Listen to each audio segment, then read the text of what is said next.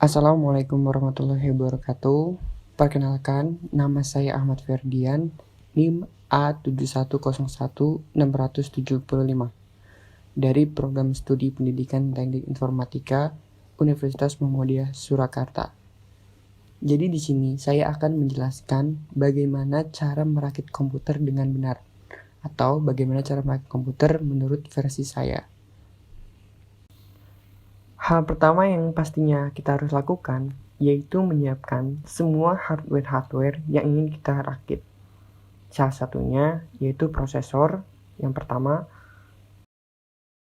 yang kedua itu HFS cooler, yang ketiga ada motherboard, yang keempat ada RAM, yang kelima ada VGA card, yang keenam itu ada hard disk, yang ketujuh yaitu ada power supply, dan yang terakhir yaitu adalah casing. Pertama-tama, siapkan power supply dan casing CPU komputer.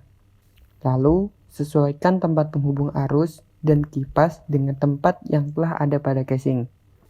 Kemudian, pasang power supply dari bagian dalam casing CPU dan pastikan kedudukan power supply sudah benar dan terkunci pada bagian belakang casing. Setelah itu, pasang baut agar power supply menempel terpasang pada casing CPU komputer.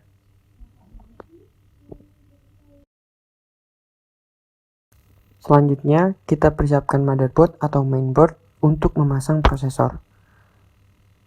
Langkah pertama dalam memasang prosesor yaitu kita perlu membuka kunci prosesor yang ada pada motherboard yang berfungsi sebagai pengunci prosesor supaya tidak mudah lepas, goyang, ataupun jatuh.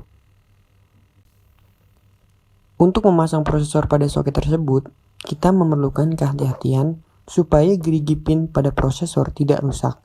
Biasanya, pada setiap prosesor akan ada semacam tanda panah di bagian kiri atau tanda segitiga. Oleh karena itu, kita harus berhati-hati dalam memasang prosesor. Setelah itu, kita bisa mengoleskan sedikit saja thermal paste atau pasta untuk prosesor pada permukaan prosesor, tapi jangan terlalu banyak, melainkan hanya segumpal kecil saja. Ini berfungsi untuk membantu mengisi celah mikroskopis, terutama pada heatsink, yang merupakan memerangkap udara di dalamnya. Kemudian, kita bisa menempatkan kipas prosesor atau HFS cooler ke atas prosesor. Kemudian, kita kunci kipas prosesor atau HFS cooler tersebut pada soket atau slot yang sudah tersedia di sekitar area soket prosesor yang ada di dalam motherboard. Selanjutnya, kita akan memasang RAM pada motherboard, yaitu kita masukkan RAM ke dalam slot RAM secara bersamaan, maksudnya kiri dan kanan. Dan juga perlu diketahui, sebelum Anda memasukkan RAM pada slot RAM, Anda harus memastikan bahwa RAM tersebut tidak terbalik. Karena jika terbalik, kita tidak akan bisa pas dengan slot RAM.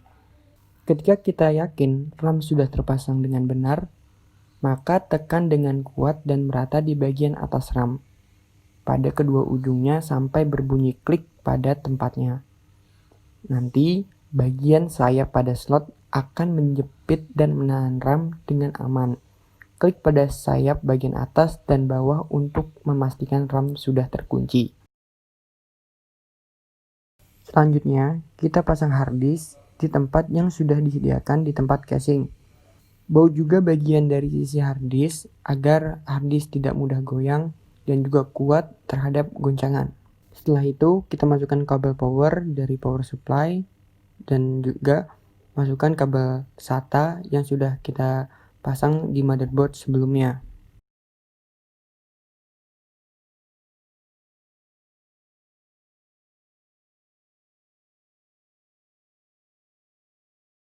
Setelah itu, komponen yang akan kita pasang yaitu VGA card.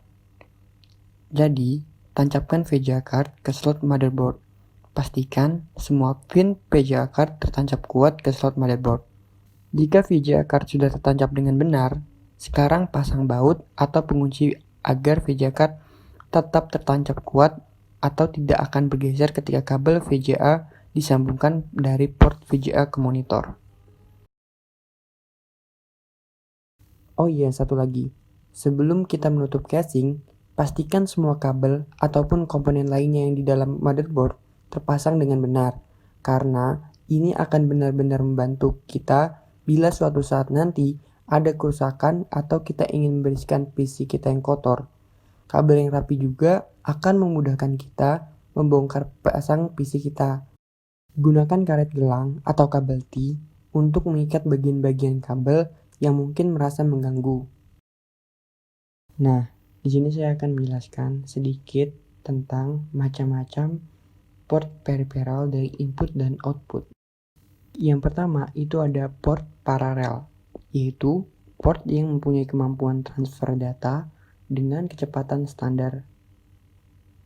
Port paralel ini yaitu 200 kb/s. Hardware yang dapat digunakan dengan port ini adalah seperti printer, scanner, dan lain-lain sejenisnya. Yang kedua itu port USB. USB atau yang disebut dengan Universal Serial Bus merupakan port serial universal bagi peralatan yang bekerja dengan transmisi data secara serial. Contoh peralatan yang menggunakan USB ini adalah flash disk, keyboard USB, dan hardware lain yang menggunakan USB sebagai konektornya. Kemudian ada port audio. Port audio merupakan port yang berhubungan langsung dengan peralatan audio seperti tape, radio, speaker, dan lain-lain. Selanjutnya juga ada port LAN. Port LAN yaitu port yang digunakan untuk komunikasi antar komputer, sehingga komputer dapat saling berbagi informasi dengan komputer lainnya. Mungkin hanya itu penjelasan tentang perakitan komputer dari saya. Jika banyak salah, saya mohon maaf yang sebesar-besarnya. Wassalamualaikum warahmatullahi wabarakatuh.